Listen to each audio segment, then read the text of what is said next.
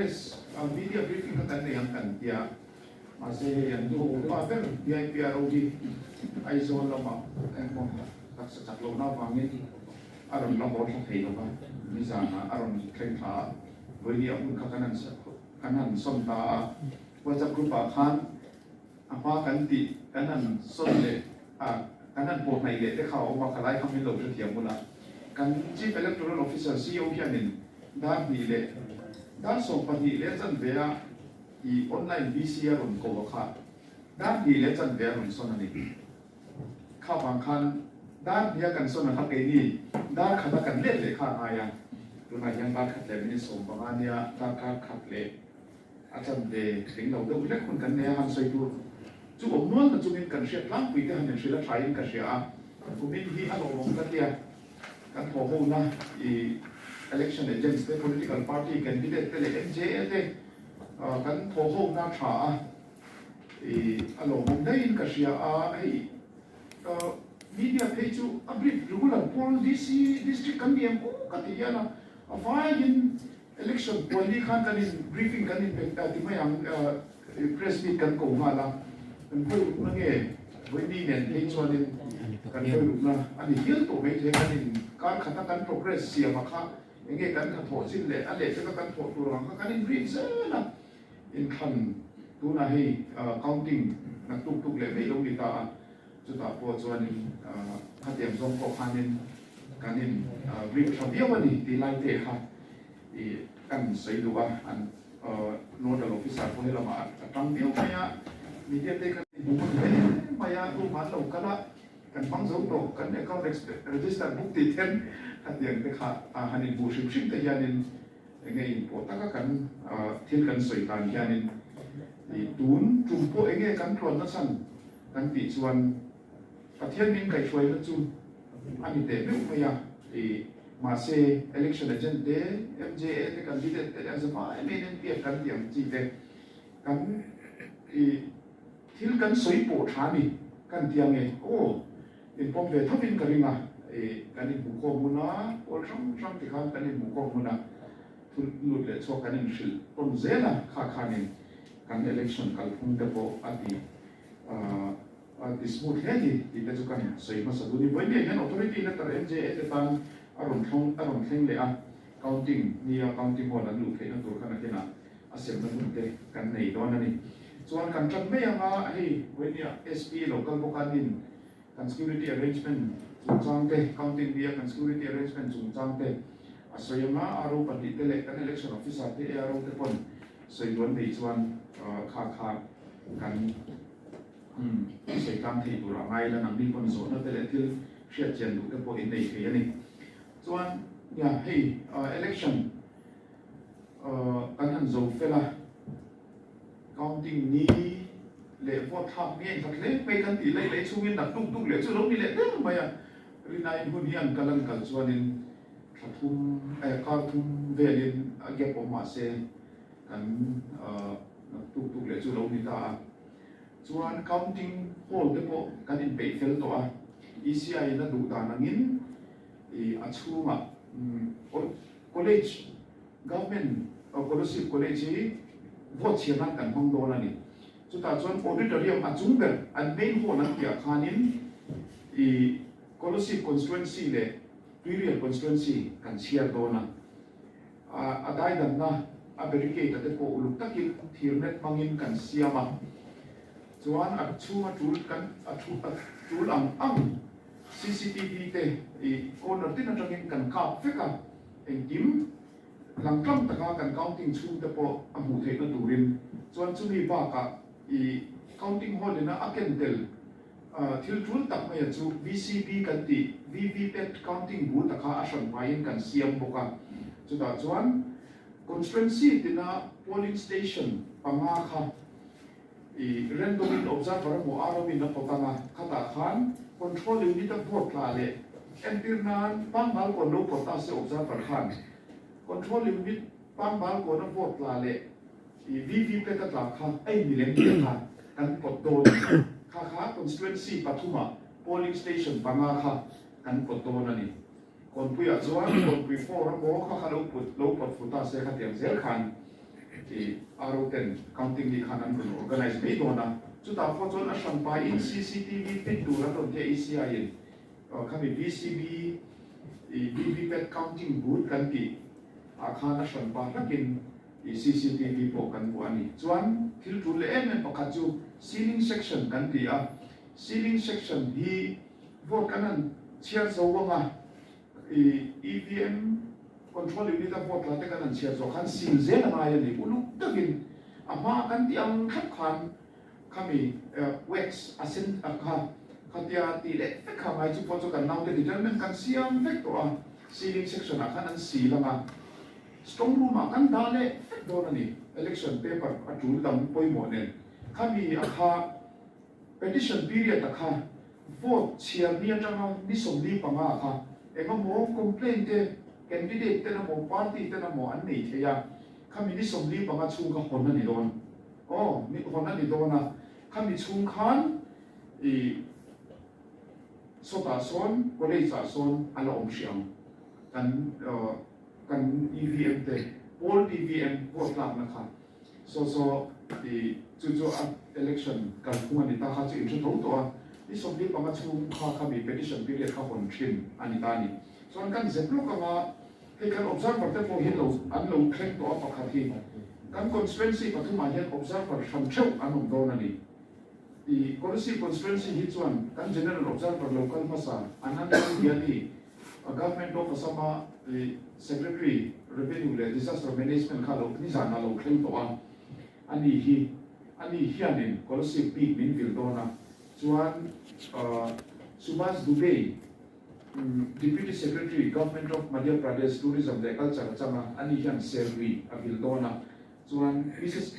Lalitha kha khui state me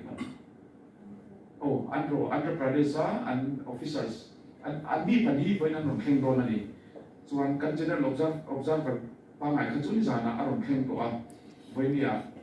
counting observer kan pani Andhra mi le Madhya Pradesh mi chu an lo kheng dona an mi khan constituency pathuma kha an asham thawin an bil dona ni ti chu kan shil le tu chawa chuan counting agent zong te kha zingda lu le chan ve a in lun khen an ngai don in lun ruat election candidate ten election agent ten counting agents in lun ruat te kha zingda lu le chan ve a an lun khen nga ya chuan counting hall a dar sari le chan ve chuan an thut fel vek to ngai an tlai thiam lo observer local tur pani damte an hirviu phei chuan min kan chatla khamin en reng dona observer te in ti lalhun te ni vea counting ni te hi vote thak ni te hi chu bang chuan ton tlai lo se sari le chan ve chuan an thut na tur kan lo siam vek ama khami aberike ti ma khan chuan zinga so tung chuan kan siam vek don MJA te po kha in lo khen ma counting agents te kan vai in counting officials te security personnel te khan involve kha chu catering kan or dhara tung chuan so ka police kan ei ve kan pum ro kai local pon mam an lo tu fishing te hi changchowin kan ung lo ti gol walin kan pum chu kan ti por ve ngai ni leng enge da so pakhat so pani chu kan tling so nge do na chu bang chuanin kha zing chok koi lo ma ula ma ve chok ko kan ei man do na ni in lo ti fe zing chok kan siam vek do na ni ti ka kan sei lu ani chuan da ria ta vote kan siam tan don ta ni da ria ta vote kan siam tan nga chu ta chuan postal ballot kha kan siam ma sa beram dar kar chan ve postal ballot kha kan siam nga dar kar chan ve 8:30 ani to huwa postal ballot kan na siam zo lo pon control unit EVM ti mayam kha kan siam tan thei do ni anon khai chok ten te nga an kal na tur designated route kan siam sak te ka in kal polo nan khatiang khan tin hun ta ka te pe chon ti sa ti constituency dang azir khan ti sa ti nam rom te na pe te na ni po khatiang do ke khan ka pe ni choi mix te lo shim ma aru ta khati khan kan ping te ka ni thir me tin kha kan soi do am chon kan siam ta nga naum khat ser lui table hi servi le policy kan som kan nei don table som kan nei anga real hian polling station som di paman nei bangin an ni chuan pakwan nei ang table pakwa chuan round thuma chuan kan zo te kam round thuma zo tura hisab ani ama se serri hi polling station som thum palian ne wangin round thuma chuan polling station som thum an chiar zo wanga pali ala chuan don wangin round thum le chan ria serri chu an zo don ani chu a chan be ti mai o a full round kha chu han to lo ba chuan kha akal phung tur ania round i polling station kan EVM chiar tur aron chwa dan tur kha chu pikris kan nang te nan ron khai chwa dan tur kha chu a number zir khan ani mai tiro a polling station number apa o a sequence zir khan a polling station khan e kan ro kan publish te pon an nei ta kai khabi zir khan ron khai chwa mai ama chuan a sequence zir khan ni khan chuan ron khat han me kha chu har salo ba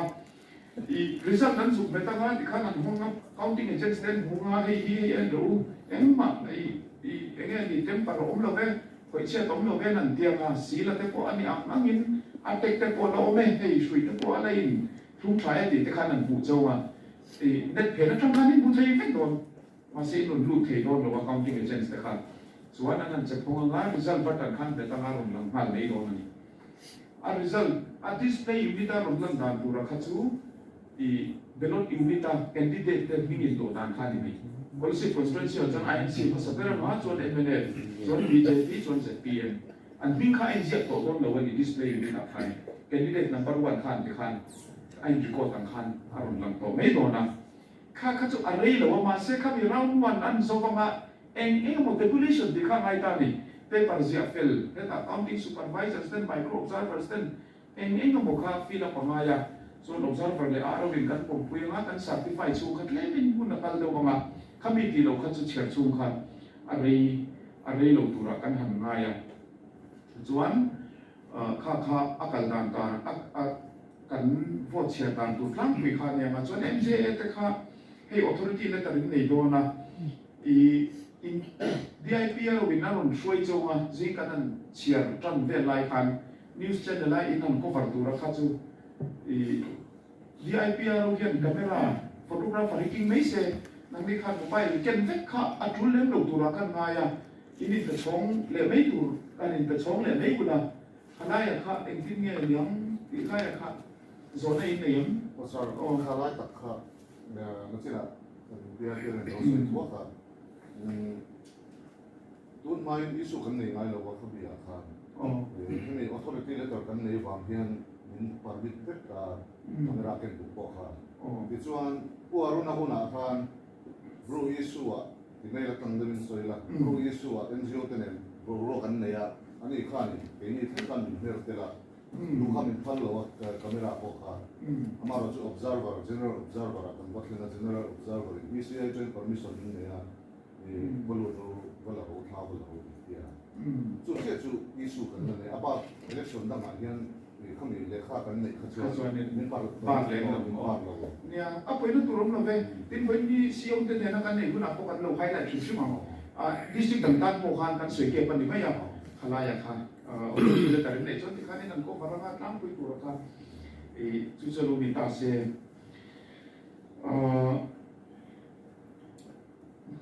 ở tại bây giờ này EU in an official Sakahian media personnel will be allowed to use their mobile phones within their media room dite on ta. Kalai katlang pui tuin again the mobile phones kan suken lu phal lo to pan ya keni arong te pon kan keng lu tanga ma se ETP kan do ngai ta ni postal ballot kan chia don khan ETPPS kami ang OTP rom lu na tur kha kan ke na thil da kan bang thiam lo le observer chin mobile ya king lu thei khala ya kha min lo shet pui bok taula chu wang chuanin silent mode ka kha ti khan kan da fek kha ti angai ta ni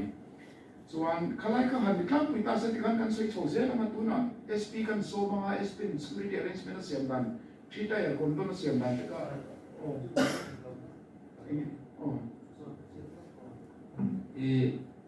Thalak chung cha ma khan ti han lai to me chun ne thalak thei turang kha ani ta media person tan chun le alak tur sin kha an setlang pui thawa a sensitive la ya kan chun ko par lai chong lawa a mai ro chu kan media person te ko in an lo soi thei anga tu lai chuan a ol sama wangin mobile phone a thalak mai te hi lo om ta ni camera pa ngai ni kha chuan isu om lu tuk lo te mobile phone in kha lo la du ta se ti lai a kha she tiam har ka ti le na ka ai ti han ti chi nge yang kha lai ta ka mobile phone khan la du ta se Kalai ka anu ni na ya security arrangement ha mobile phone ke nam lo tu ti kha ni ta khala ka an khap chong lo ta ani si chuan request tu kan nei chu mobile phone ke nam rin khala ma tu camera mo DSLR mo ati kan ti chi ho ka kin ta mai una ti har sa ni lo ba khala ka chu mi ti sa ni na request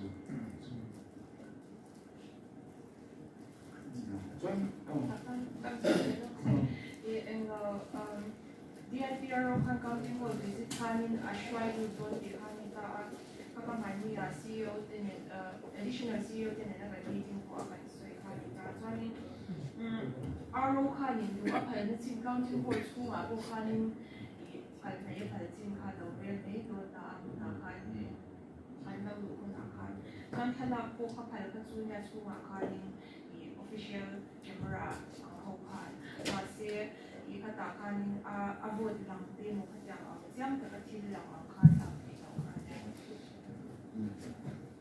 Thì chẳng có một cuộc mà cho nên cho bay nằm vào cả hai sẽ biết phóng nên sao cái lâu face về đó thôi mobile phone có biết bằng biết thôi ama rồi chút cái mà này cái tu nó cái additional sử dụng đều khá nên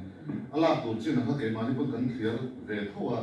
thế nên close up luôn tu không chỉ thế EVM cái tiếng là accounting lại tập tập vậy lâu không chỉ thế khác cần thì lên lâu và mình quý không phải accounting hoa là một số là có tăng chỉ thế khác cần thế ta acham chu mobile phone hi kan an tina chhan pa khat chu tun ayan hi zonet te Doordarshan te live telecast te ti tu vote counting kha nin vote sai mu pa khami ke mani DSLR ne na computer kan convert le ka tina ti chu ne chuanin kan phang lo ni a boi thak ni chu ban chon a general la ke mani na ka tina close up lo khan kum da ma po min phal sak pe thowa mobile phone khan kan wa ni thota cái tiền phát minh ti sắc lệ cao là cần vấn đề một vấn đề. Nha, anh lâu chú CEO tên này cái này lâu đó na, biết cái cần tất cả nó sẽ chung tu ra ngay là kan kalai để khá chú 50-50 đặc biệt là đó mình lấy chân để kan việc với nó na, cho nên speak kan song lúc phụ tăng nghe ô, anh nghe di IPRO mình lúc cuối thì ô, microphone come on please. An du hun ang akan kay ni tam nan lu pui ren ka aboy khap ta ne kan lu pui ngai le ro ni ta mai ko ni Anh sẽ để con nó vào để cô cái dân dân kia rồi tụi gay tụi lít thì khá lấy để không không bằng kan lấy để khá nằm sẵn rồi nha kan lấy để khá chú she thiệt thân này mấy đây là cái tiền đâu đi kể nó bốc xỉa khi tạo chú mà tiêu biết từ mà chụp cái chuột Foi dia lo deu foi to man. yeah but tu dia mo qua tete assistant de po mo anh có chuyện gì là SP lo so man security arrangement ka Oleh, ucap mana tu man. Ama sai lo tu kan sai dua political party te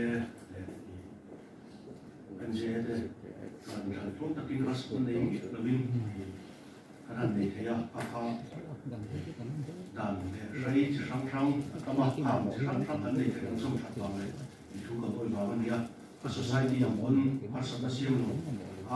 lo ta ka election nei chi kan ya ka pa tu tu ko yan kan ti lang ni an ya alo mo ka ya lo tu kan sai dua mun da ECI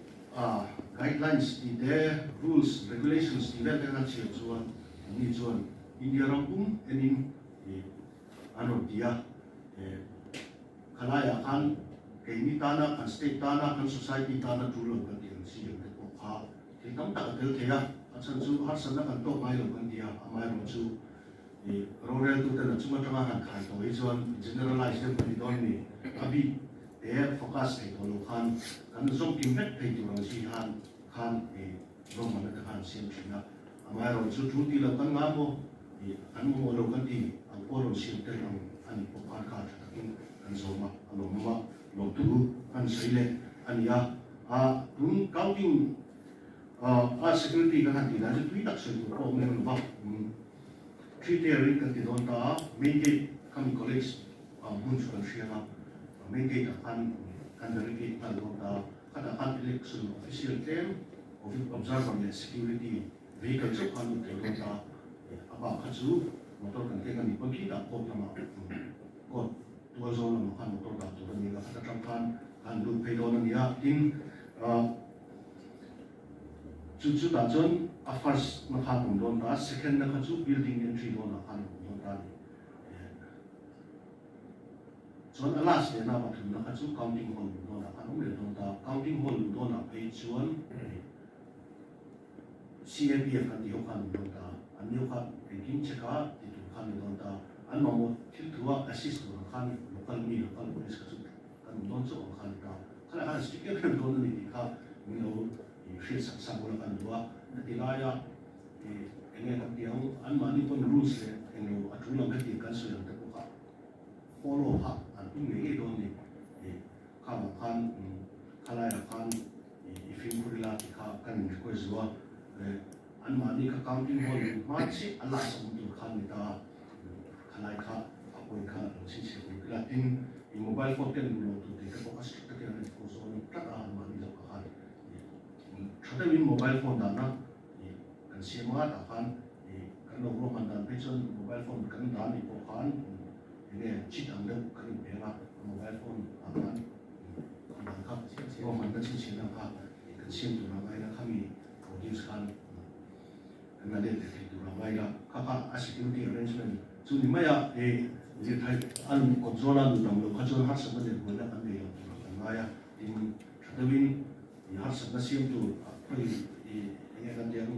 koi parti lam parti ka political party ni lovin koi ini mun sak bukan koi na siam tu itu don ni kan sia in pakatan chuan media center kan dia communication center kan dia kan ta kha ko no ma dai la kan dia the public structure kan le ta police ka ta tu ne kan sim le ta college basketball court sia building kan ma sia kan ta don ta kha kan ini kan dia kan na tu kan ta communication center a chun phone man theyang mobile phone te phone man theyang ti kha ani a wa khan a chunu ma chun man kha thiam don ni wa chu ma chun kan mobile phone ma communication thil kan diam don ni ka chun communication center kan mi pona kan chu kai don ni ti kha shila a thai ka shia tin kan request le tu chu Sunday na kha chu ka thei ni pal ti kha om lo tu rin ka credentials le identification check ka ship thei na tu khan en kim in ken thau thei ni om lo set ti kha kai request le ya nên là mọi người